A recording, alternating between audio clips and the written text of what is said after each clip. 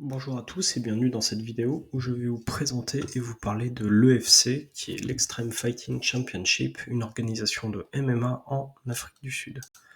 Alors tout d'abord son histoire.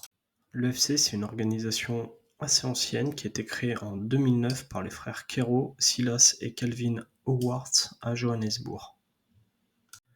Les trois frères, ils sont accompagnés par un matchmaker et un vice-président qui est Graham Cartmel, donc c'est lui qu'il faut contacter si vous voulez combattre là-bas. Et il gère 11 catégories de poids à l'EFC, il y a 3 catégories féminines et 8 catégories masculines. Cette organisation, elle essaie de faire combattre principalement des Africains, donc après c'est contre des combattants d'origine différente, on va retrouver l'Europe, les États-Unis, l'Australie, l'Amérique du Sud. Ils ont un roster avec plus de 100 athlètes. Ils organisent en moyenne une dizaine d'événements par an, donc ce qui est assez costaud. Ils en sont à 106 événements, donc 104 événements numérotés et 2 Fight Night. Et ils sont diffusés à travers 120 pays, donc c'est une organisation qui est fiable, sûre et pérenne. Leur premier gala, c'était le FC1 au Coca-Cola Dome à Johannesburg le 10-11-2009. La carte avait environ 13 combats, avec un main event qui était Chris Bright contre Casillas. Normalement, il n'y a pas grand monde que vous connaissez sur la carte. S'en est suivi des galas tous les mois et demi, toujours en restant à Johannesburg. Donc ils ont refait 7 éditions là-bas. Pour se démocratiser davantage, le FC va se développer au niveau national. Donc ils vont donc tout en restant en Afrique du Sud. Donc on va surtout les trouver à Brakpan et à Cape Town. En 2021, ils vont créer l'EFC Performance Institute. C'est un peu comme l'UFC Performance Institute. Donc c'est une sorte d'UFC Apex. Donc c'est une petite salle qui permet d'héberger les galas et de les diffuser.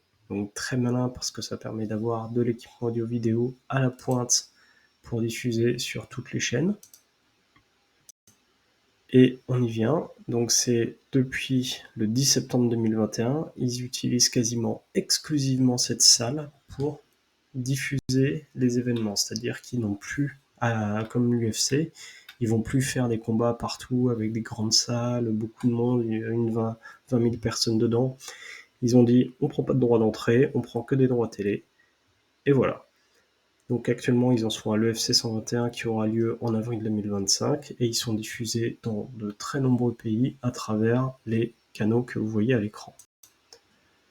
L'EFC, il joue un rôle hyper important pour le MMA africain. Ils ont notamment des programmes de formation et des stages pour les arbitres, les entraîneurs et les officiels du MMA. C'est une vraie ligue compétitive africaine, c'est-à-dire que les mecs qui viennent se taper d'Afrique, ils ont un bon niveau et c'est un super tremplin entre ce continent et l'UFC parce qu'il y a beaucoup de monde qui est arrivé à l'UFC. On va voir ça dans les prochaines slides. L'EFC, c'était la mode à l'époque avec les TUF, donc ils ont eu aussi leur propre télé-réalité. Donc que de saisons, ça va aller assez vite. La première saison, donc leur télé-réalité s'appelle The Fighter. Donc la première saison, c'était en 2017, c'était dans une villa, c'était la caté des poids moyens masculins, 10 épisodes d'1 heure. Et le gagnant, c'est Brendan Lessard, que vous pouvez voir à l'écran. La saison 2, toujours The Fighter, dans une villa, toujours. C'était les catégories féminines, les poids mouches, 10 épisodes d'1 heure. Et normalement, la gagnante, elle vous parle, c'était Manon Fiorot. Donc il faut savoir que Manon Fiorot a gagné une télé-réalité en Afrique du Sud avant d'aller à l'UFC. L'UFC, ils ont aussi un peu, au style des Dana White Contender Series, ils ont leur propre Contender Series. Donc c'est des cartes qui sont plutôt amateurs. Donc ils ont fait leur première le 5-12-2024 et ça a plutôt bien marché apparemment. Donc ils sont en train de renouveler l'expérience. C'est vraiment pour développer le MMA amateur en Afrique du Sud parce que c'est ce qui manque un petit peu. Ces petits événements qui permettent de faire du circuit amateur avant d'arriver dans le monde pro. On va maintenant s'intéresser aux combattants célèbres de l'EFC. Donc je vous rappelle juste, j'ai sorti une vidéo sur l'Afrique du Sud, il faut recontextualiser. Jusqu'en 94, il y a l'apartheid en Afrique du Sud, et l'émergence et l'ouverture des gyms aux combattants noirs s'est fait un petit peu dans le temps. Donc il n'y a pas eu beaucoup de combattants noirs au début à l'EFC. La première star obligé de commencer par lui, donc Dricus du Plessis. Il faut savoir qu'à l'EFC, donc, il était champion dans 2 catégories, les welter et les moyens. Après l'EFC, il a signé au KSW où il avait combattu pour le titre. Il était ensuite revenu à l'EFC à la suite d'une défaite au KSW. Puis il est parti à l'UFC et c'est l'actuel champion des poids moyens à l'UFC avec le combat de samedi. JP Buys, donc lui c'est l'ancien champion poids mouche de l'EFC. Il a participé au Dana White Contender Series et il a signé à l'UFC. Et donc actuellement il combat dans les poids mouches et les bantams. Ensuite, on va retrouver Dan Madge. Donc Dan Madge, c'était le champion des poids légers à l'UFC. Ensuite, il est parti à l'UFC où il a battu T. Edward par KO. Et là, actuellement, il est en poids léger à la PFL. Cameron Saaiman, lui, c'était un poids coq. Donc, il a fait ses débuts en MMA Pro à l'UFC où il s'est vraiment illustré. Donc derrière, il est parti dans les Dana White Contender Series en 2022 et il a remporté son contrat UFC. Et donc là, il faut savoir que, de ce que j'ai cru entendre, il était toujours invaincu à l'UFC et il est considéré comme un des grands espoirs du MMA sud-africain.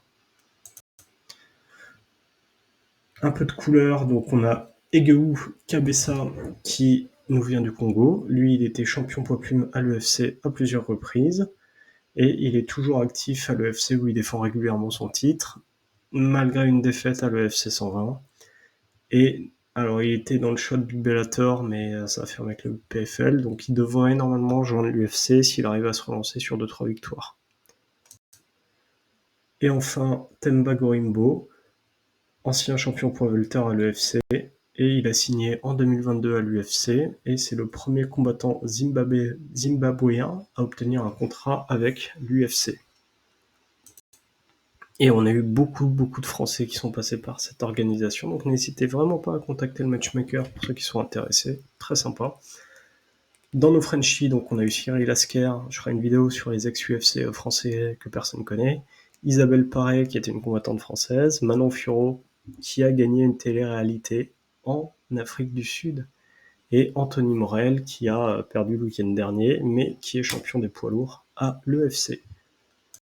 Voilà, j'espère que cette petite vidéo vous a plu et vous a permis de mieux comprendre ce qu'était l'EFC et sa place sur le circuit compétitif africain.